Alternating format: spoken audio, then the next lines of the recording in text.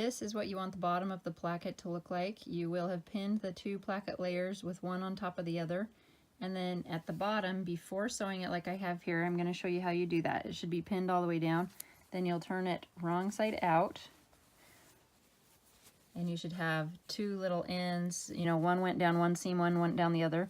What you're going to do is where they're pinned, stacked one on top of the other, you're going to take the one that was on top before. Now it's on the bottom, but on the outside it's the top one.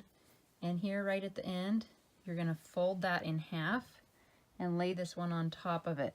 And that's how it comes to a point in the front. So again, this top one comes, and right here at the end, we fold it in half, lay this one on it, and then I pinned that in place, flip it over, and see how it kind of comes to a point, and then you sew right across the edge there, and it helps hold that point. And that way, it has made 2 kind of separate plackets come together in a folded over placket.